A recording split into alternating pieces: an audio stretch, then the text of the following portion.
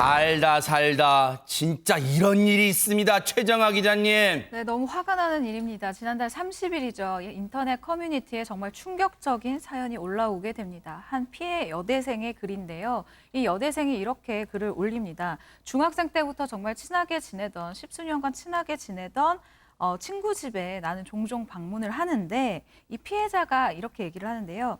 이 친구의 아버지도 저를 수양딸이라고 부르시면서 정말 딸처럼 아껴주셨고 또 생일이면은 제 옷도 사주시고 같이 생일 파티도 했었다.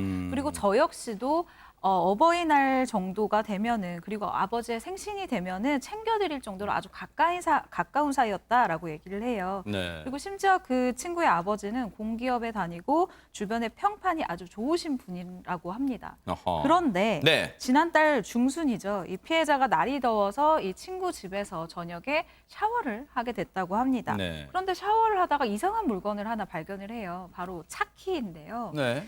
처음에는 차키가 있네 정도로 그냥 아주 대수롭지 않게 생각을 했는데 샤워 후에 살펴보니까 저건가 봐요. 네, 이게 뭔가 좀 이상하다 이런 촉이 발동이 된 거죠. 어허. 김유진 아나운서. 욕실에 차키? 뭐가 불길하고 소름이 막 돋는 느낌입니다, 지금. 그러니까요. 차키가 욕실에 있을 일이 사실 없잖아요. 네. 게다가 피해자가 차키 모양을 보니까 뭔가 좀 이상하다는 느낌을 받았습니다. 지금 이거예요, 이거. 그렇습니다. 그래서 피해자가 인터넷에 검색을 해봤더니요. 세상에 똑같은 모양의 불법 촬영 장비가 판매되고 있었던 겁니다. 대박 사건. 실제로 피해자가 이 키를 분리를 해봤더니 그랬더니 이 인터넷에 올라와 있는 제품 상세 페이지에 설명이 돼 있는 대로 내장 메모리 카드 그리고 충전 단자가 발견이 됐습니다. 얼마나 소름 끼쳤을까요, 피해자는. 그렇다면 최단민 변호사님, 피해자의 그 다음 행동을 어떻게 했습니까, 그러면? 그러니까 너무 처음에는 무섭고 소름 끼쳐서 어떻게 할지를 몰랐고 내가 이 사실을 아는 것만으로 혹시 해코지 당하면 어떡하지? 굉장히 무서웠대요. 근데 이걸 그냥 모른 척하기에는 혹시 여기에 찍힌 영상이 유포될 수가 있으니까 아까 분리를 했다고 했잖아요. 그래서 SD카드를 빼고 숨긴 다음에 차키만 들고 나오면서 이 아버지한테 차키가 젖을까 봐 들고 나왔어요. 이렇게 전달했더니 너무 놀랍게도 이 아버지가 그 안에 있는 SD카드 못 봤니? 이렇게 물어보더라고요. 세상에. 그래서 너무 무서웠지만 모르겠는데요. 이렇게 대답을 했답니다. SD 카드 여러분 아시지만 거기에 모든 게 다 이 저장이 되는 거잖아요. 그런데 그 SD 카드엔 과연 뭐가 들어 있었을까요, 김유진 아나운서? 가해자가 사실은 몰래카메라인 이 차키를 이 욕조 쪽으로 설치하는 그런 영상이 담겨 있었다고 하는데요. 지금 곧 보여드릴 영상이 바로 그 영상입니다. 어머 세상에. 지금 이 영상 나오고 있죠. 네. 이게 어떤 거냐면 이 남성이 욕조 쪽으로 보이도록 이 카메라 구도를 설정하는 이제 그런 모습인데요. 이 SD카드에 다행히 피해자의 모습이 찍혀 있진 않았다고 하더라고요. 하지만 그래도 안심할 수 있는 상황은 아니었습니다. 진짜 친구의 아버지라는 사람이 저런 짓을 했습니다. 그런데 자신의 모습은 일단 SD카드에 찍히지 않았지만 뭔가 불길함을 지울 수가 없습니다. 피해 여대생의 얘기 직접 들어보시고 이어가 보도록 하겠습니다. 혼자서 그 욕조 쪽으로 이렇게 구도가 욕조를 좀 보이게 잠깐 놓았다가 화장실 볼일 보는 척하면서 물 내리고 다시 갖고 나오는 그런 영상이더라고요. 근데 설치한 그날 발견한 게 맞는데 제가 그 처음 발견했을 때 이게 뭔지 몰라서 좀 딸깍딸깍거려가지고 이것저것을 눌렸어요. 그래서 아마 뭐 좀 몇 개 영상 파일이 날아간 것 같아서 그 지금 경찰 포렌식을 맡긴 상태고요. 그래서 그 전에 찍었는지 잘 모르겠어요. 제가 놀러 올 때마다 그걸 찍은 건지 아니면 그냥 그날만 그렇게 찍은 건지는 솔직히 잘 모르겠습니다. 오윤성 교수님, 평소에 이 친구의 아빠란 사람 공기업에도 다니고 평판도 좋았다는데 완전 이중적인 모습이었네요. 글쎄 요즘 뭐 공기업이 뭐 그렇게 보증수표는 아니니까요. 그러네요. 네, 맞습니다. 예. 네네. 아하. 사실 그 인간의 심리 창 중에서 이 숨긴 창이라고 하는 것이 자기는 알고 남들에게 숨긴 창이 있습니다. 그러니까 이제 저 사람이 평판이 좋다라고 하는 것은 이 피해자가 가지고 있는 건 하나의 이미지였고 저 사람이 어떤 마음을 가지고 그동안에 이 피해자를 대했는지는 아마 본인만이 알 수 있을 텐데 제가 볼 때는 뭐 이 사람 인생 망한 것 같습니다. 하하. 자, 일단 저렇게 SD카드 그리고 이걸 다 경찰에 일단 넘겼어요. 그런데 그 뒤에 혹시 어떻게 됐을까요? 최정아 기자님. 네, 피해자가 정말 큰 용기를 내서 휴대전화 메시지로 이 가해자에게 연락을 했습니다.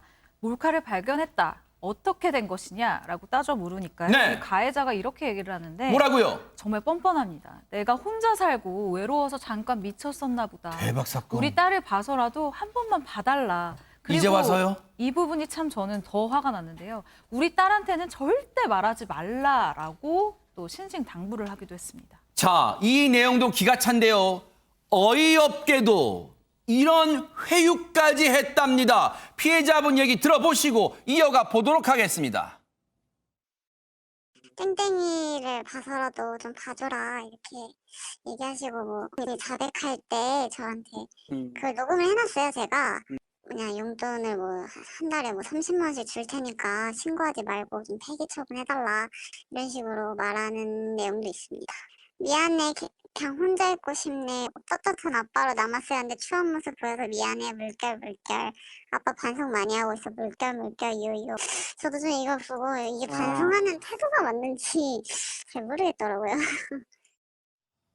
경찰에 일단 저 영상을 SD카드를 제출한 상태고요. 경찰도 지금 수사에 박차를 가할 것 같습니다. 최단비 변호사님. 네, 맞습니다. 이 피해자 현재 경찰에 신고를 한 상태고 앞서 들으신 것처럼 녹음본 자백도 받아놓은 상태라고 하고요. 네.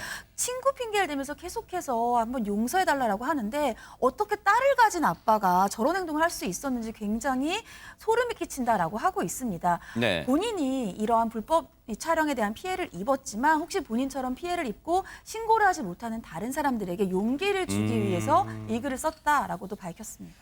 혹시 이 사실에 대해서 경찰 측에서 신고 사실을 확인해 줬을까요? 백성문 변호사님. 네, 지금 현재 경찰에선 이 고발 사실하고 그다음에 이제 피해자 조사까지 마쳤다고 합니다. 아. 그리고 피해자로부터 이 메모리 카드 이게 제일 중요하잖아요. SD 카드 하고 이 불법 촬영 장비까지 다 이제 넘겨받았다고 하는데 이제 여기에서 아까 피해 여성이 말했던 것처럼 본인이 샤워하는 영상은 없었다고 하는데 그 전에 무언가 있다 삭제됐을 수도 있잖아요. 아. 그래서 그런 부분들에 대한 포렌식까지 이제 진행을 좀 해야 하지 않을까 싶습니다. 네. 아니 그러면 오윤성 교수님 사실 이런 상황 되다 보면 아니 인간의 머리, 인간의 두뇌가 왜 이상한 쪽으로 발전합니까? 저런 차키 모양의 몰래 카메라라니요, 오윤성 교수님. 뭐 지금 사실 저런 것들이 어제 오늘의 일은 아니고 이것을 규제하자라고 하는 그런 어떤 그 국민들 청원까지도 이어지고 있는데요. 그래요?